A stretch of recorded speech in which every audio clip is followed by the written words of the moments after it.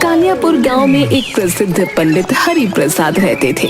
पंडित जी उस गांव के मंदिर में पूजा पाठ का कार्य करते और इसके साथ साथ वो लोगों की शादी और अन्य धार्मिक कार्य भी संपूर्ण कराते थे, जिसकी वजह से उनका दूसरा नाम शादीराम भी पड़ गया था।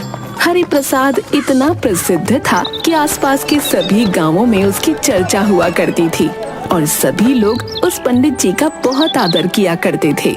एक दिन पास के गांव का राजू पंडित जी के पास आता है। प्रणाम पंडित जी। आयुष्मान बच्चा। पंडित जी, मुझे हमारे गांव के मुखिया जी ने आपको बुलाने भेजा है। तुम्हारे गांव? बच्चा, तुम्हारा गांव तो बहुत ही दूर है, बीच में 3-4 गांव पार करने पड़ते हैं।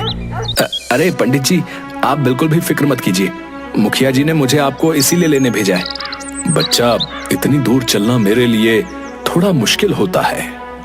नहीं पंडित जी, आपको चलना नहीं होगा, आप पीछे बैठ जाइए और मैं आपको पहुंचा दूंगा। अब तुम्हारा मतलब क्या है? कहाँ पहुंचा दोगे मुझे? अरे पंडित जी, आप बहुत ज्यादा सोचते हैं। मैं साइकिल लेके आया हूँ और आपको साइकिल पर बिठाकर जल्दी से अपने गांव पहुंचा दूंगा। अरे बच्चा, तो ऐसा कहो ना तुम। तुम्हारी बात सुनकर मुझे लगा जाने मुझे कहाँ पहुंचाने की बात कर रहे हो। पंडित जी, कहाँ पहुंचाऊंगा मैं आपको? चलिए जल्दी से सवार हो जाइए मेरी साइकिल पर। अब राजू के गांव पहुंचकर मुखिया जी के घर पर। प्रणाम पंडित जी, बड़ी देर से हम आपकी प्रतीक्षा कर रहे थे। रास्ते में कोई तकलीफ तो नहीं हुई? आयुष्मान बच्चा, तकलीफ कैसे होती? आपने अपने इस दूध को जो भेजा था हमें लाने, बड़े आराम से लेकर आया है। पंडित जी, अगले हफ्ते हम अपने घर में शिव अभिषेक करना चाहते हैं। अब अवश्य, ये तो बड़ा उचित समय है अभिषेक करने के लिए। बस पंडित जी, पूजन से संबंधित सभी सामग्री की सूची बनवा दीजिए और समय बता दीजिए, हम राजू को लेने आपके पास भेज देंगे। बच्चा, वैसे तो आपके गांव में भी पंडित यदुनाथ हैं, वो बड़े ही ज्ञानी पंडित हैं। उनसे ही आप पूजन क्यों नहीं करवा लेते? मुझे इतनी दूर से बुलाएंगे क्या? नहीं पंडित जी, पूजन तो हम आपके हाथों से ही करवाएंगे। हाँ, आखिर आप आसपास के 10 गांवों में सबसे ज्यादा ज्ञानी पंडित हैं और फिर पूजा पाठ में हम किसी भी तरह की कोई गलती करने की गुंजाइश नहीं रख सकते। ठीक है बच्चा, ठीक है, जैसी आपकी इच्छा। मैं आपको सामग्री की सारी सूची बता देता हूँ। आप सामग्री मंगवा कर पूजा की पूरी तैयारी करवा लीजिएगा और राजू को मुझे लेने भेज दीजिएगा।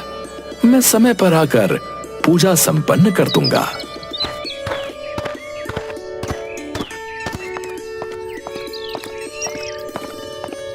पंडित हरि प्रसाद मुखिया जी और उनकी पत्नी को पूजा संबंधित सभी सामग्री की सूची बता देते हैं। अभिषेक से जुड़ी सारी तैयारियां करने की विधि भी बता देते हैं।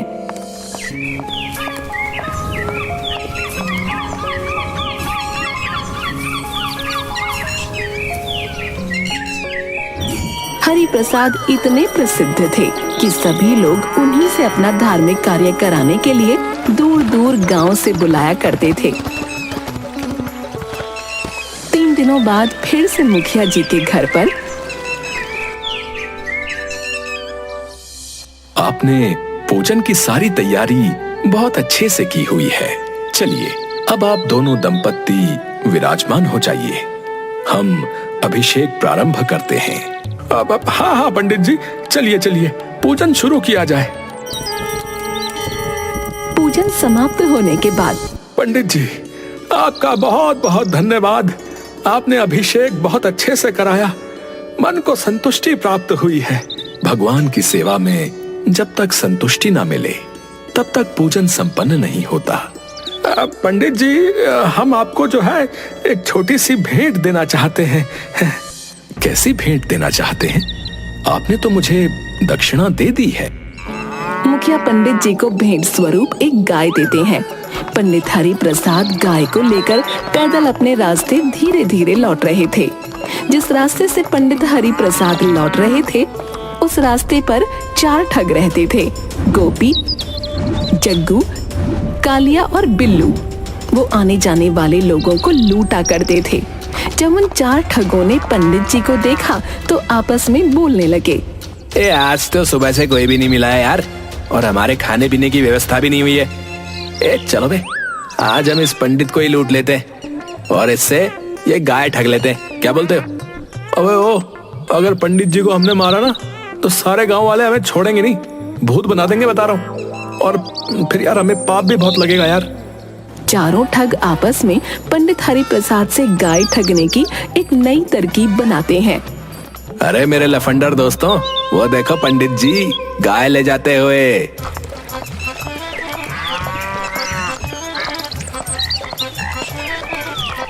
अरे यार आज का दिन अच्छा लग रहा है भाई, पंडित जी मोटी दक्षिणा लेकर आ रहे हैं। इनके पास इस गाय का क्या काम? चलो दोस्तों, हो जाओ शुरू, चलो। और चारों ठग अपने अपने काम पर लग जाते हैं। पंडित हरि प्रसाद जब पहले गांव पहुंचने वाले होते हैं तो वहां पहला ठग गोपी एक साधारण व्यक्ति की तरह उन्हें मिलता है। राम राम पंडित जी। प्रणाम करता है और उनके पैर पड़ने के लिए झुकता है, लेकिन वो रुक जाता है और पंडित जी से बोलता है, पंडित जी आप तो बहुत ज्यादा प्रसिद्ध पंडित हैं और लोग आपकी बहुत इज्जत करते हैं, लेकिन ये क्या, आप इस गधे के साथ क्या कर रहे हैं? गोपी की बात सुनकर पंडित जी गुस्सा हो जाते हैं और बोलते हैं, अरे मूर्ख, ये गधा नहीं गाय है, गाय। अरे पंडित जी आप भी कैसी बात कर रहे हैं? अरे आप इतने बड़े ज्ञानी हैं, ये गाय नहीं है, देखो ना गधा है। अरे आपको किसी ने बेवकूफ बना दिया है। तुम ही मूर्ख हो, ये गधा नहीं गाय है। इतना बोलकर पंडित जी आगे निकल जाते हैं। पंडित जी आगे तो निकल गए, लेकिन इस घटना की वजह से पंडित जी को एक भ्रम सा हो जाता है और फिर वो खुद से बातें करने लगते हैं। अजीब व्यक्ति था, अच्छी भली गाय को गधा बता रहा था। धीरे धीरे पंडित जी आगे बढ़ ही रहे थे कि वो दूसरे गांव पहुंचने वाले होते हैं और उन्हें वहां दूसरा ठग जग्गू मिलता है, जो कि बिल्कुल साधारण व्यक्ति की तरह वहां खड़ा था। अरे पंडित जी राम राम, कहाँ की यात्रा पे निकले हैं? जग्गू भी पंडित जी के पैर पड़ने के लिए झुकता है, लेकिन वो भी गोपी की तरह रुक जाता है। पंडित हरि प्रसाद के मन में उथल पुथल सी होती है। क्या हुआ बालक, तुम पैर पड़ने जा रहे थे, परंतु बीच में ही क्यों रुक गए? ऐसा नहीं है पंडित जी, मेरा ध्यान तो आपके इस गधे को देखकर उसकी तरफ आकर्षित हो गया। मतलब आप इस गधे को साथ लेकर के घूम रहे हैं। अरे इससे आप खंडित हो जाएंगे और लोग आपके बारे में न जाने क्या क्या सोचेंगे। इससे बेहतर यही है कि आप इस गधे को भगा दीजिए। दूसरे ठग जग्गू की बात सुनकर पंडित जी को बहुत गुस्सा आता है और वो बोलते हैं, अरे तुम मूर्ख हो क्या, दिखाई नहीं देता ये गाय है और तुम बोल रहे हो कि गधा है? पंडित जी लगता है आपको किसी ने पागल बना दिया। ये गाय नहीं, ये तो गधा है और ये आपके साथ रहेगा तो आपकी क्या इज्जत रह जाएगी बताइए। कि सुनते ही पंडित जी सोचने लगे, ये न जाने क्या बोल रहा है। मैं तो गाय लाया हूँ, पर ये सब इसे गधा क्यों बोल रहे हैं? कहीं मैं सच में गधे को लेकर तो नहीं घूम रहा। खैर कोई बात नहीं, जैसी आपकी मर्जी। अच्छा मैं चलता हूँ। राम राम पंडित जी। अब पंडित जी सोच में पड़ जाते हैं। जग्गू वहाँ से चला जाता है और पंडित जी भी आगे बढ़ने लगते हैं। पंडित जी के दिमाग में अभी भी यही बात चल रही थी। ये सब कहीं सत्य तो नहीं बोल रहे कि मैं जिसे इतनी शान से लिए जा रहा हूँ वो एक गाय नहीं बल्कि एक गधा हो। अगले ही पल उनका दूसरा मन बोलता है, नहीं नहीं, ये गाय तो मुझे मुखिया जी ने भेंट स्वरूप दी है। वो एक प्रतिष्ठित व्यक्ति हैं। इसके साथ ही वो मेरे यजमान भी हैं। और भला एक यजमान अपने ब्राह्मण से ऐसा मजाक थोड़े ही कर सकता है। ये गाय है ना कि गधा। ये सब पागल हो गए हैं। मन में विचारों का समंदर लिए पंडित जी आगे बढ़ते जा रहे थे और जैसे ही वो तीसरे गांव में पहुंचने वाले होते हैं, उन्हें वहां तीसरा ठग कालिया मिलता है। ए राम राम पंडित जी, मैं तो धन्य हो गया। आज आपके दर्शन जो मिल गए। सुखी रहो बच्चा। कालिया पंडित जी के पैर पड़ने के लिए झुकता है, लेकिन कुछ देखकर रुक जाता है। पंडित जी थोड़ा गुस्से में पूछते हैं, क्या हुआ? तुम रुक क्यों गए? क्या पैर नहीं पड़ने मेरे? पंडित जी, बाकी सब तो ठीक है, लेकिन आप इस गधे को साथ में लेकर क्यों घूम रहे हो? मैं इस गधे को गांव के बाहर छोड़ने जा रहा हूँ। मुझे रास्ते में दयनीय हालत में मिला था और मुझे इस पर दया आ गई। मैंने इस गधे की मदद करने का निश्चय किया, इसीलिए इसे साथ लेकर गांव के बाहर छोड़ने जा रहा हूँ। पंडित जी वहां से निकल जाते हैं। तीनों ठगों की बात सुनकर पंडित जी का खुद पर से विश्वास उठ जाता है और उन्हें लगता है ये सब लोग सही बोल रहे हैं। पंडित जी खुद से बोलते हैं, ये सब लोग सही बोल रहे हैं, मैं ही गलत हूँ। ये गाय नहीं, एक गधा है जिसे मैं बड़ी शान से लिए जा रहा हूँ।